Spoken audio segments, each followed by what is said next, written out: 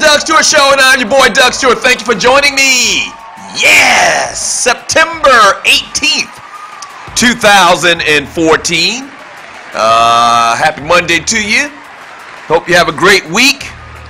Not a lot really going on in the world of sports, but we got some things that we're going to talk about in the Funky Four. I love this time of the year, obviously, because it's football season. You can feel it in the air. And we got these preseason games going on.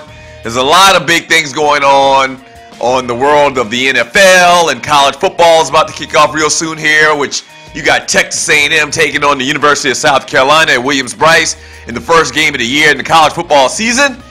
So, you know, amped up about football. Always amped up about football. Couple announcements, and you can email me, Doug@thedougstewartshow.com. You can also text me at 770-847-0536. I announced yesterday on Sunday my annual South Carolina State Comes to Atlanta party. The Atlanta Classic is going down October 4th when my Bulldogs take on the North Carolina A&T Aggies. Here's the thing. I'm having a big party that Friday night. And I want you to come down, man. Come down, check it out. It's going to be crazy. Last year, it was bananas. 3 years ago, it was bananas at Shout downtown. So this year, we're taking it to the Crown Plaza, all right, off of West Peachtree Street. Real nice spot. Got the ballroom going to be all decked out. It's going to be crazy. So you can get your tickets online at theclassicparty.eventbrite.com. theclassicparty.eventbrite.com. We also got some other big announcements coming up here real soon, man. Stu's doing things. We got some big things coming up. I'll tell you about that real soon. But let's talk about the four, I'm not going to call them the biggest stories of the week, the four most interesting stories of the week. Not necessarily talking about football. Story number 4, Team USA and Derrick Rose and Anthony Davis. Derrick Rose, man, comes back in, a home game in Chicago at the United Center against Brazil. Team USA in like an exhibition, 95-78. They blow him out. The interesting thing about this is Derrick Rose's first time back in Chicago since he hurt his knee again November 22nd this past year. Now, he looked fantastic, all right? He scored 7 points in 24 minutes. Not that he had that great of a statistical game. It's just that he looked like his old self. It looked like that his spring is back. He's not favoring the knees.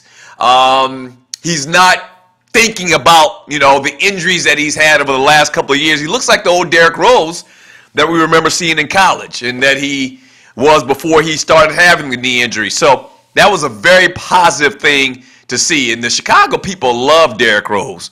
I mean, he's their native son, okay? And you just hope this young man can keep it together and have another injury-free year. Now, if you talk about Chicago, this is probably the only team that can beat the Cleveland Cavaliers, the now revamped Cleveland Cavaliers, and I'll talk more about them in a second. But they got a nice squad. Okay, they got a nice squad that I think can get it done. A great coaching in Tom Thibodeau. Then you got Joakim Noah, and now you got Pau Gasol, and you got a nice, team of tough guys that can go down and get you some tough boards and score you some tough points. So you got a lot of role player type pieces. Then you got a good, MVP type player in Derrick Rose. If he's healthy, I think they might be the only team that can go up against the Cleveland Cavaliers. Also, Anthony Davis, and watching this game, and now it's just an exhibition, but several NBA players on the Brazil team. Anthony Davis looks like that his game has gone to a new level. Had a lot of little injuries over the last couple of years himself, but I think that this guy might take his game to the next level. It looks like he's kind of taking on some type of leadership role with this team. There's no Kevin Durant. He backed away from the games. You know what happened to Paul George. So Anthony Davis is a quasi-leader out there for Team USA, and his game is coming around. He's always been a fantastic defensive player, but now it seems like that his offensive game is kind of met his defensive game. And that's going to be very interesting for the Pelicans down in New Orleans because this guy's skill set, man, and his ability and his athleticism, he could be one of the all-time greats, man, if he continues at this pace. So some interesting things coming out of the Team USA basketball team. All right, let's talk a little bit about Shawn Marion.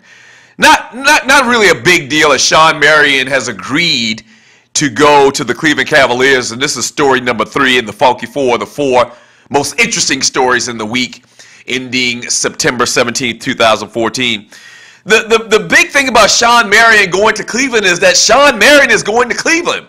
He was kind of a sought-after free agent, one of the last guys that hasn't signed with the team yet, a guy that can give value, even though he's 36 years old. Teams are trying to get him, okay? Teams are trying to get him. He's a hustle guy. He's going to get you rebounds. He's going to get you blocks. He's going to get you steals. Has one of the ugliest shots in the world in the history of basketball. But he's a tough, good player. Okay, he's a motor guy. And the Cleveland Cavaliers needed a Shawn Marion, and they got Shawn Marion. The interesting thing about this is, and I don't want to beat a dead horse, but remember everybody said no free agents are going to come to Cleveland and play with LeBron. That's why it was okay for him to leave.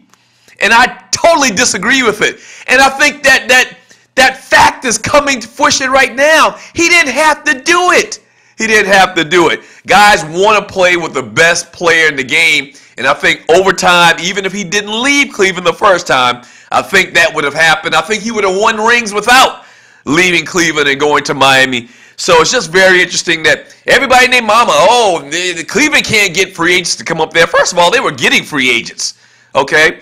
Maybe not the free agents that got LeBron a ring, but they were getting free agents.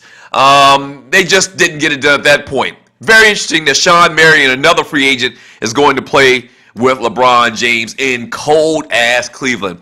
And story number 2 in the Funky 4 interesting stories, week ending September 17th, 2014.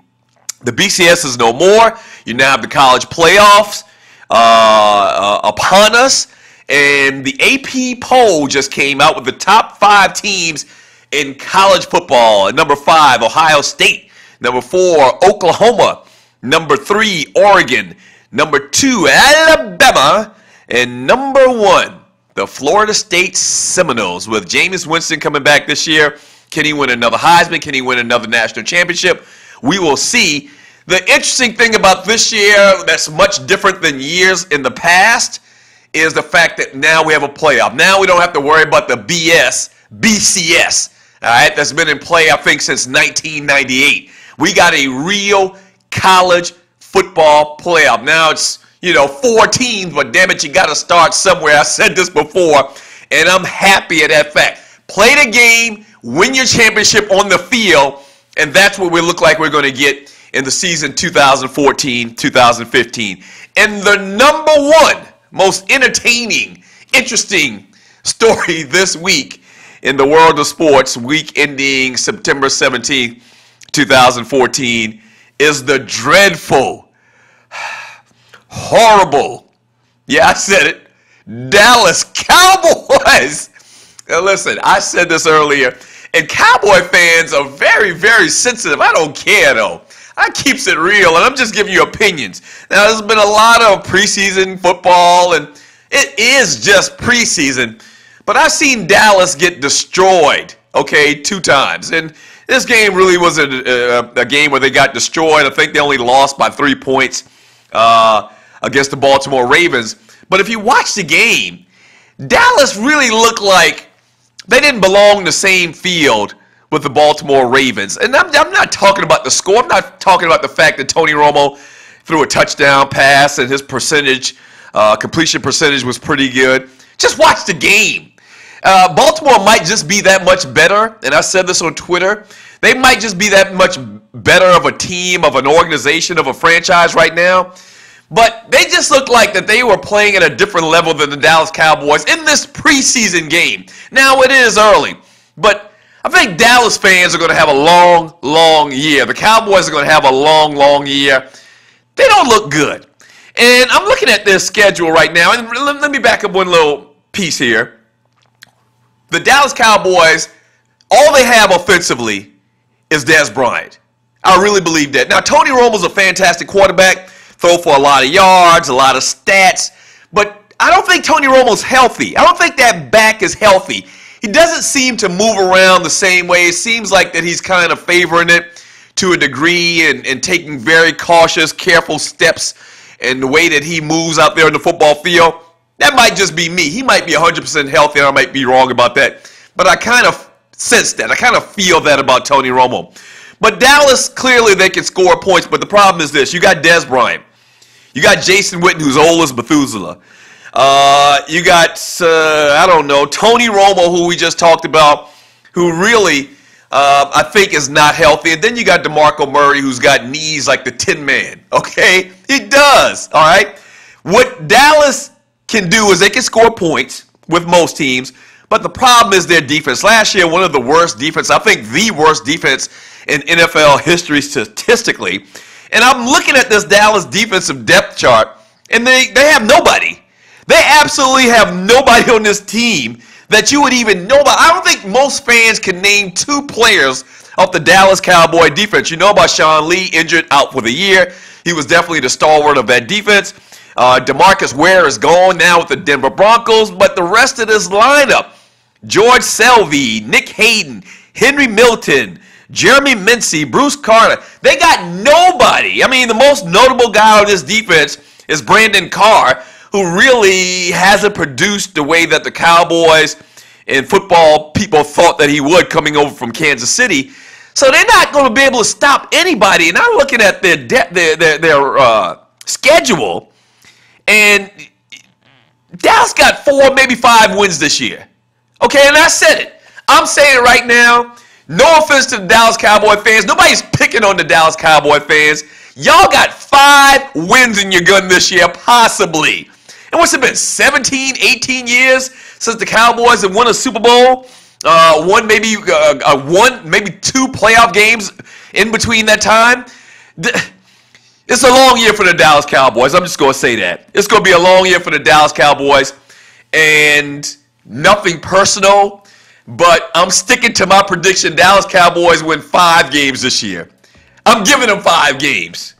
I'm looking at the schedule. You can beat the Rams, maybe you can beat the Texans, Titans, maybe. 4 games, 5 games.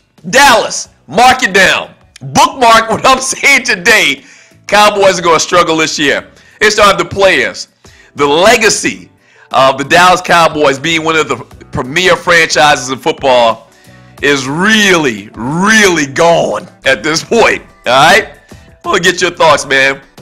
Email your boy, Doug, at thedougstewartshow.com. You can also text me at 770-847-0536. That's 770-847-0536. What are your thoughts, man? Football season is right around the corner. Big things up ahead for the Two Live Stews. And make sure you come kick it with your boy. Friday, October 3rd, 2014. The Classic Party at the Crown Plaza Hotel downtown. Atlanta Classic Weekend, shawty. It's your boy, Doug Stewart.